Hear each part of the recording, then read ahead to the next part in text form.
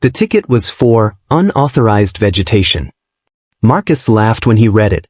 Not out of humor, but disbelief.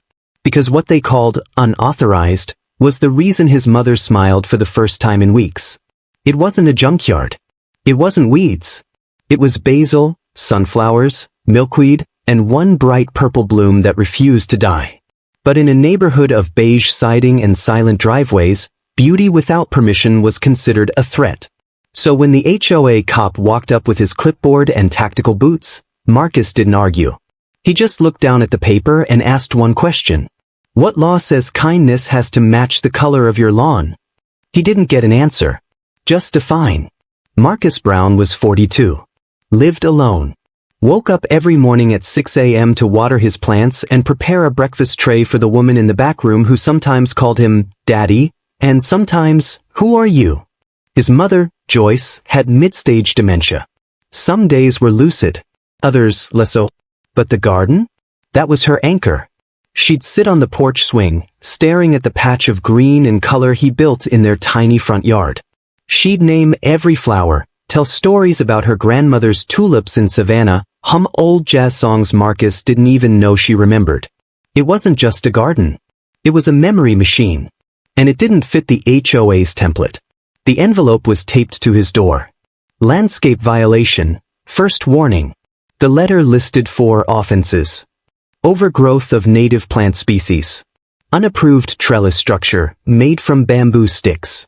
Lack of uniformity with surrounding front yards.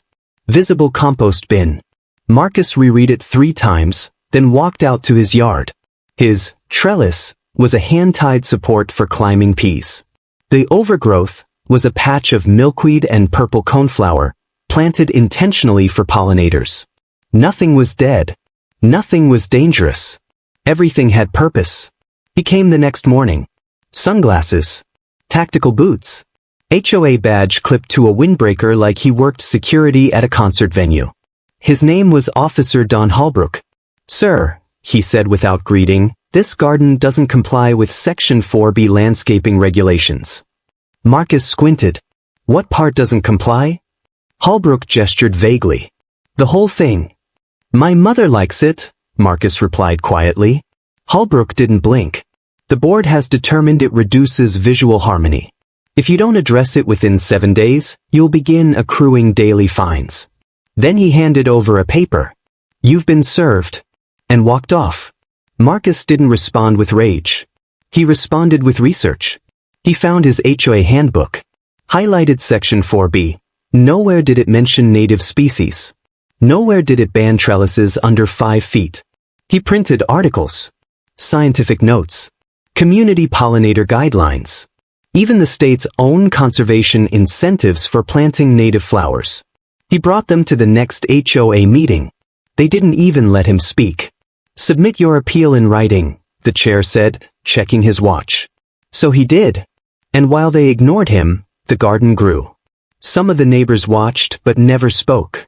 An older couple across the street shook their heads every time they passed by, whispering behind mirrored sunglasses. One woman jogged past daily and always paused to look at the garden. Never said anything, just lingered a little too long. And then there were the kids. They loved it. Pointed at the bright flowers, chased the butterflies, sometimes waved at Joyce when she was lucid enough to wave back. But none of them came to Marcus's defense. Not when the notices started. Not when Officer Holbrook showed up. And Marcus noticed that too. Fines commencing, $50 per day until corrected.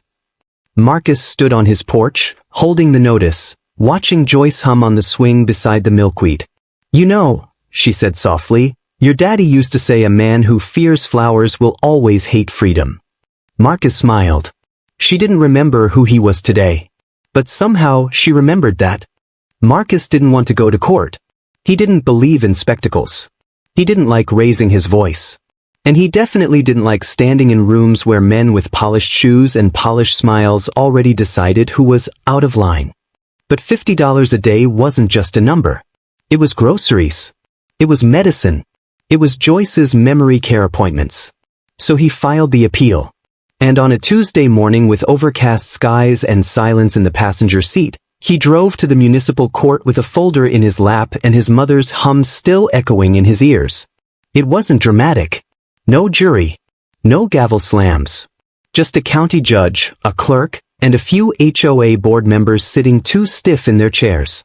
Officer Don Holbrook was there too, sitting off to the side, arms crossed, not in uniform but still trying to project control. Marcus walked in with a single folder and a stiff back. He didn't need a lawyer. He had the truth. The HOA's representative was a man named Clay Dempsey, alligator shoes, Bluetooth headset still looped over one ear, smug as a sales ad. He stood and read off a list of violations. Unkempt appearance. Vegetation exceeding community height limits. Use of non-standard trellises. Compost bins visible from the street. No prior landscaping approval. He even said the garden may attract pests. Marcus didn't flinch. He waited, listened, then stood up with his folder. He didn't give a speech. He handed the judge a stack of printed materials. Photos of his garden from multiple angles. A copy of the HOA's handbook. Scientific documentation showing the ecological benefits of native species. A map showing the home's distance from neighboring driveways. And finally, a copy of the state-protected plant registry. Because nestled in his unauthorized vegetation was a small, native wildflower, Asclepias purpurascens. Purple milkweed. Endangered. Protected by state law. And growing freely at the base of his bamboo trellis. The judge looked at the papers, then looked up. "Is this accurate?" he asked the HOA rep. Dempsey blinked. I don't know." "You should've," the judge replied. The judge's expression changed. What had been routine suddenly shifted to something sharper. "So, Mr. Brown," he said, adjusting his glasses, "you're being fined for protecting native wildlife and following the state's conservation recommendations?" Marcus didn't smile. He just nodded. "Yes, Your Honor." The judge sat back. "To be clear, your HOA fined you over a legal plant, approved by the state, for being visually unharmonious?" "Yes, sir." The courtroom fell still. No one spoke. Not even Holbrook. The judge closed the file. "In my view, this isn't a question of compliance. It's a question of control." He looked at the HOA panel. "I'm dismissing the fines. Completely. Retroactively." He paused. "And if Mr. Brown chooses to pursue damages for harassment or financial strain, this court will give his claim priority." Marcus exhaled. He didn't come for vengeance. He came for space to breathe. And now? The air felt different. As he stepped into the sun, someone tapped his shoulder. It was a woman in her 30s. Curly hair. Nervous smile. "My son's autistic," she said. "We built a sensory garden. The HOA said it was too messy. But after watching you today, I think we're going to keep it." Marcus nodded once. Then he went home. To water the flowers. When Marcus got home from court, the garden looked different. Not in appearance. The coneflowers still leaned toward the sun, the basil still clung to the morning dew, but in energy. It didn't feel like a fight anymore. It felt like proof. Proof that growing something beautiful didn't need a permit. Proof that quiet resistance could still bloom into power. But what he didn't know yet was that his garden had started something far bigger. It came 3 days after the court ruling. A handwritten envelope. No return address. Inside was a note from someone named Ellen G. A few neighborhoods over. "They fined me for planting lavender because it didn't match the community aesthetic. I tore it out. I watched your hearing on Facebook. I wish I hadn't been so afraid." Marcus sat on the porch swing, rereading the note while Joyce hummed quietly beside him. He didn't post the video. Someone else did. And apparently, it had gone far. An acquaintance from the neighborhood, a teacher named Riley, had filmed the hearing from the public benches and posted it with the title, "Black Man Fined Over Garden." Then the judge sees this. It had over 90,000 views in less than a week. Comments poured in. "This is why native plants matter. HOAs are just legalized bullying. Can someone get this man on city council?" Marcus didn't care about the attention. But the letters kept coming. Each one shared a variation of the same story. A sensory garden removed for being too messy. A mother fined for wind chimes. A grandfather forced to tear out tomatoes. A woman told her front steps were too colorful. It wasn't about order. It was about control. It was about rules written by people who'd forgotten what community meant. And worse, those rules weren't just enforced. They were weaponized. The next envelope wasn't a letter. It was a notice from the State Commission on Conservation and Equity in Urban Planning. They wanted to meet. Virtually for now. Marcus logged into the call with no idea what to expect. Across the screen, 3 officials introduced themselves. "We're updating state-level HOA guidelines," one woman said. "And your case raised something we've been trying to address for years, discriminatory enforcement masked as aesthetic standards." Marcus blinked. "You want me to testify?" "Not just testify," she said, smiling. "We'd like you to help write part of the new language." After that call, something sparked in Marcus. He'd fought for his own garden. But what about everyone who didn't know how to push back? He called the local library. Then the community center. Then a few of the people who wrote to him. And 1 month later, he helped break ground on a community pollinator garden. Not in his yard, but in the park where HOA board members used to hold their picnics. He brought seeds. Joyce came in a wheelchair. 3 kids showed up with empty milk cartons and wildflower starters. No one asked for permission. This time, they planted first. The room was quiet before he walked in. Fold-out chairs. Stale coffee. An agenda printed in 12-point font and handed out like scripture. It was the first HOA meeting since the court ruling, and the first since Marcus Brown's name had become something whispered across fences and forwarded in community group chats. He didn't come to fight. He came to finish what he started.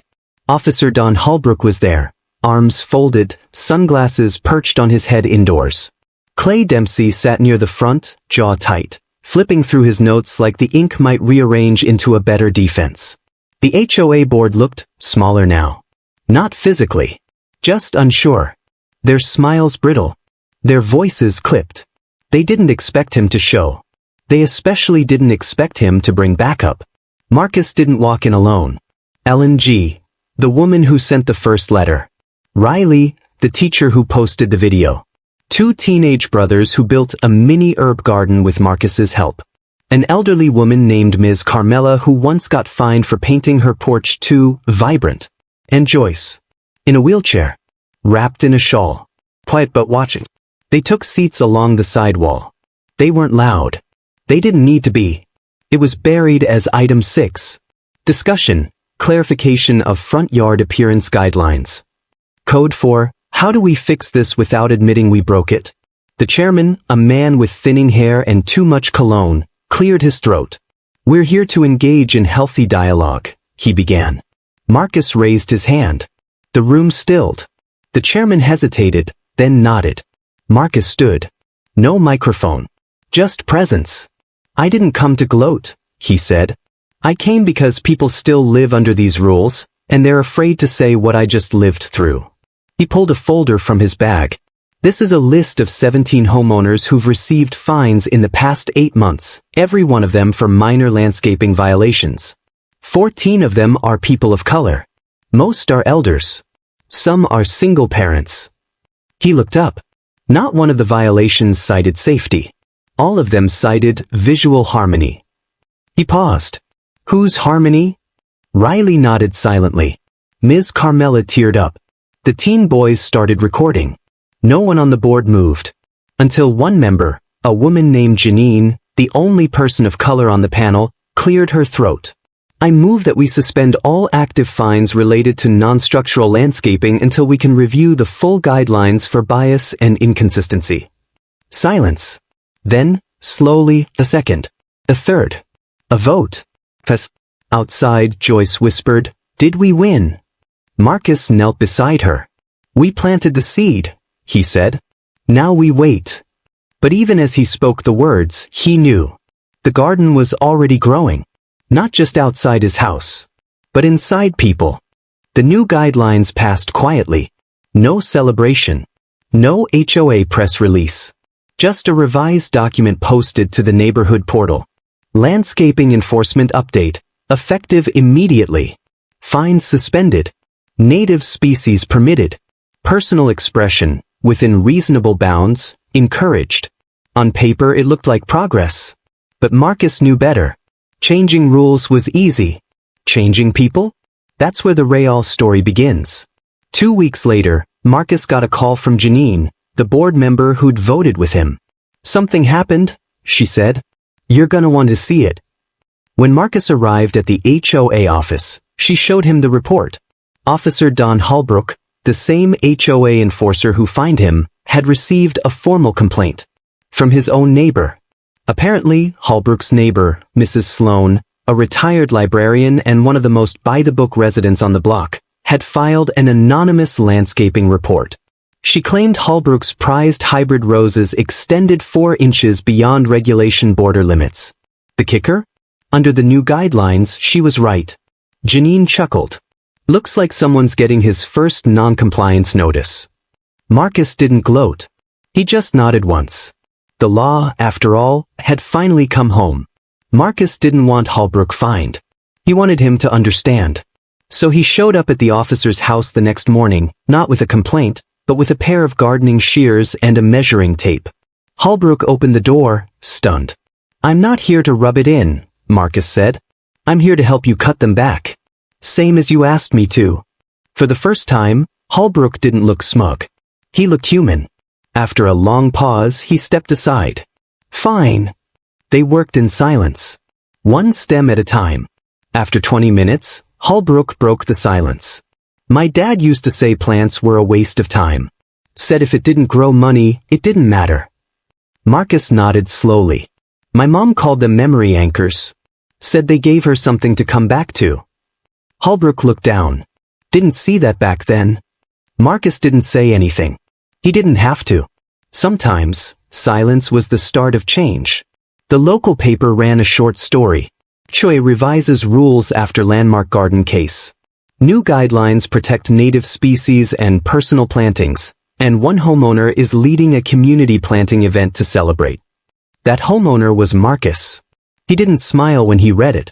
He just went back outside to water his mother's favorite purple bloom. It started with one house, then another, and then a third. By spring, the street once lined with beige mulch and plastic flower beds had transformed into a living gallery of green. Yards exploded with color, not wild, not unruly, just alive. Sunflowers rose beside mailboxes. Milkweed danced in the breeze. Tomatoes ripened next to lavender hedges. And tucked quietly under many porches were tiny wooden signs that read, "Inspired by Marcus." He never asked for that, but he watered every one of them anyway. It was Riley, the teacher, who made the map. She pinned a printed version to the community center bulletin board. It showed a bird's-eye view of the neighborhood, dotted with hand-drawn icons for each house that had planted something since the rule change. They called it the Bloom Line. At first, it was just a dozen dots. Then it grew. 27, 51, 73 homes, all quietly resisting uniformity with color, scent, and care. Not everyone liked it. Some residents complained. "Too colorful. Looks like a farmer's market." "Where's the order?" The board received anonymous letters with photos attached, zoomed-in shots of unapproved lilies or creeping vines. But now, Janine led the board. And she'd learned something from Marcus. Rules should protect people, not punish them. So she sent those complaints back, with copies of the updated policy. And a seed packet. It was during the first official community garden tour. Neighbors wandered from house to house, guided by a printed route. Marcus and Joyce sat on their porch, watching strangers bend to smell basil, admire native blossoms, ask about trellises. One child crouched down beside Joyce's chair and pointed at the tall purple flowers near the swing. "What are those?" Joyce smiled. "Present. Those are heron's crowns," she whispered. "They always come back if you water them with your heart." Marcus froze. She hadn't spoken like that in weeks. And yet, there she was. Rooted. Remembering. A journalist from a national environmental blog picked up the story. The man who beat the HOA and started a garden revolution. They came with cameras, interviewed the neighbors, took aerial drone shots of the street now bursting with life. Marcus didn't give them sound bites. He said, "We didn't fight to be noticed. We fought to be left alone, to grow in peace." It happened on a Sunday. Quiet, breezy. The kind of day where everything in the garden swayed like it knew something you didn't. Marcus was walking Joyce around the block in her wheelchair. She was humming. He wasn't sure if it was a melody or just memory taking shape. They stopped at the community park, the one the HOA used to reserve for meetings and barbecues no one ever seemed invited to. Now it had a new purpose. Thanks to a unanimous vote from the new board, it had been renamed the Rivers Green Garden Circle, named after the first two homeowners fined for planting unauthorized vegetation. At the far edge of the park was a bench. Simple. Wooden. It used to be ignored. Now it had become a stopping point for neighbors during the garden tour route. Someone had even decorated it, painted vines curling across the armrests, and a plaque on the backrest that read, "We grow anyway." It was here that Marcus noticed something strange. A single flower, growing up through a crack in the concrete beneath the bench. Purple. Purple milkweed. He crouched down slowly. The stem was thin but healthy. Joyce looked over and whispered, almost dreamlike, "It followed you here." Marcus felt something in his throat catch. Because no one had planted this flower. Not here. Not on purpose. And yet, here it was. Growing anyway. Word spread. Someone took a photo and posted it in the neighborhood Facebook group with the caption, "The flower found the bench." Dozens of comments flooded in. Proof nature chooses its own monuments. I cried at this. We should protect it. Like officially. By the end of the week, the city parks department had placed a small clear barrier around the flower, not to trap it, but to guard it. People came, sat near it, left notes. Some brought their own seeds to scatter nearby. A local journalist reached out again. "Do you think the flower was a sign?" they asked. Marcus thought about that for a long time, then replied, "No. I think it was a reminder that what we fight to protect remembers us." Back home, as he tucked her into bed, Joyce reached out and took his hand. Her eyes locked on his. Present. "It was never just a garden, baby. It was a way back to me." Then she smiled and closed her eyes. It started with a call. Marcus thought it was spam at first. Unknown number. Voicemail transcript read, "Hello, Mr. Brown. This is Deputy Director Rachel Hahn from the Office of Urban Planning. We'd like to discuss your community garden model and explore opportunities for citywide collaboration." He stared at the message, then played it, twice. They wanted him to speak at City Hall. Not just as a guest, as a voice, as a case study, as someone who proved that policy, when guided by people, could actually grow something good. The panel was titled, "Neighborhood Power, Inclusion, Ecology, and the Future of Shared Spaces." Marcus didn't wear a suit. He wore what he always wore, clean jeans, a button-up, and the pin Riley made him that said, "We grow anyway." He didn't open with facts. He opened with a photo, projected on the big screen behind him, the flower on the bench. Then he spoke. "We didn't start with protest. We started with a plant. And when they told us to cut it down, we showed them how deep the roots were." He talked about Joyce, the court date, the map, the quiet revolution of neighbors reclaiming space one blossom at a time. He ended with this. "The question isn't how many feet of grass someone has. It's what we're willing to grow, together."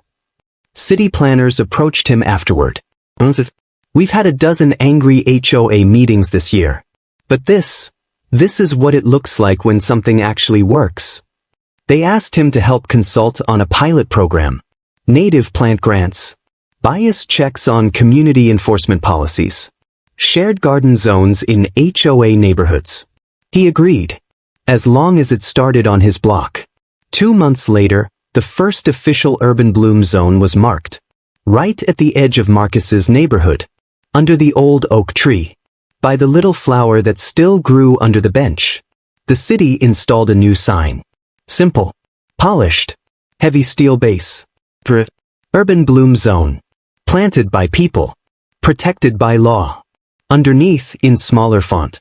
Inspired by Marcus Brown. / and all who grow anyway. They visited the flower again that evening. Just Marcus and Joyce. No camera crews. No ceremony. He wheeled her up to the bench. She looked at the sign. Then at the flower. Then at him. You gave them something to remember. And for a moment, she didn't just sound lucid. She sounded eternal. The sky broke without warning. One moment, the street basked in golden sunlight, flowers reaching skyward, children playing tag through garden paths, bees humming around the basil. The next, thunder cracked like a warning shot. Clouds gathered with urgency. The temperature dropped. And rain fell, fast and furious. Marcus watched from the porch, unmoving. He'd heard storms before. But this one felt different. It wasn't just rain. It was a test. By morning, the aftermath painted a portrait of chaos. Torn petals scattered across driveways. Snapped trellises leaning like wounded soldiers. Flooded mulch. Twisted stems. Joyce's porch swing had been ripped sideways. One of the herb beds was nearly flattened. The bamboo stakes had splintered. Even the flower under the bench in the park, the one that had become a quiet symbol, was bowed, heavy with rain. But it was still there. But not broken. For the first time in months, the neighborhood felt muted. No garden laughter. No pruning shears. No back porch conversations. Marcus stood in the middle of his yard, rake in hand. He didn't move right away. Instead, he listened. To the wind. To the soil. To his breath. Then, slowly, he began to clear. It was the older teen, Jamal, who showed up first. No knock. Just walked into the yard with gloves and a wheelbarrow. Need a hand, Mr. Marcus? Marcus nodded. Always. By noon, they came in waves. Riley brought extra seed packets and duct tape. Ms. Carmela made thermoses of mint tea and honey. Holbrook, surprisingly, arrived with heavy-duty trash bags. A mother Marcus didn't recognize pulled up in a minivan with 2 little girls and flats of wildflowers. They didn't talk about the storm. They just started repairing. Together. Riley posted a photo on the community page. The flower under the bench is still standing. #WeGrowAnyway. That one photo got 300 reactions and over 100 comments in the neighborhood group. People brought compost. Others donated reclaimed wood. Even the HOA board sent a message. We're allocating budget for storm-resistant garden supports. Thank you, Marcus. He didn't need the thanks. But the acknowledgement mattered. That evening, Marcus pushed Joyce around the block. The sky had cleared. The air smelled of earth and renewal. When they reached the park, they paused at the bench. The purple milkweed, though battered, still stretched toward the light. Joyce looked at it for a long time. Then whispered, "Storms don't destroy what belongs. They just ask it to prove itself." Marcus didn't reply. He just held her hand. Later that night, under a full moon, Marcus returned to the park alone. In his palm, one seed. A native violet, Joyce's favorite, saved from a paper envelope she'd kept in her recipe box for decades. He knelt down beside the milkweed, dug a tiny hole, and planted it. No crowd. No camera. No ceremony. Just intention. And legacy. The garden beds along the bloom line were different. Not perfect. Not pristine. But stronger. Replanted. Reinforced. Rooted. Because when a community survives a storm, together, it doesn't rebuild what was. It builds better. The bloom didn't stop at Marcus's fence. It crept into cracks in sidewalks, took root in forgotten lots, sprouted from coffee cans on apartment balconies. What began as a single garden, a quiet act of resistance, had become a signal that beauty belonged anywhere people dared to plant it. And the bloom line? It was no longer just a stretch of green in one neighborhood. It had become an idea. A movement. One morning, Riley showed Marcus a website she'd helped launch. On it, a growing digital map. Dots in over 30 states. Each representing a home, a yard, a school, or a park where someone had planted something inspired by his story. "You went viral again," she said, almost apologetically. He just chuckled. "Guess the roots ran deeper than we thought." That spring, Joyce's bench had more flowers growing beneath it than ever before. Not just milkweed, but violets, cosmos, even a small tomato plant someone had nestled between two stones. The city installed a permanent plaque nearby, etched in bronze. The Bloom line, born in resistance, grown in unity. People came from out of town to see it. A teacher from Detroit. A retired vet from Texas. A girl named Layla who brought a photo of her grandmother's destroyed garden and cried quietly beside the bench. Marcus didn't speak. He just sat beside her and handed her a packet of seeds. One evening, Marcus stood alone at the edge of his yard. The air smelled of mint and compost. The sunset hit every leaf like a brushstroke. He thought of Joyce, of the first vine, the first trellis, the day he planted the violet beside the milkweed. And he let himself ask, what did it all mean? He hadn't set out to become a symbol, or a speaker, or a spark. He just wanted to keep a piece of his mother alive. But what he grew, and what grew around him, was something more. Something shared. Because it was never just about plants. It was about control masquerading as order. About whose culture gets to count as beautiful. About what happens when power polices peace. It was about systems that fine instead of ask. That erase instead of understand. His garden didn't threaten anyone. But it reminded them that not everything worth growing fits into rows. And that unsettled them. Sitting on the bench, Marcus pulled out a small notebook. Pages filled with pressed leaves, scraps of letters, quotes from kids in the Roots and Rights program. He scribbled one final line. We thought we were growing plants. But we were growing each other. He closed the book, looked at the flower, then looked past it, to a future that might never know his name, but would bloom just the same. If you've ever been told that your voice is too loud, that your joy is too much, that your dreams don't fit the rules, then this story is yours too.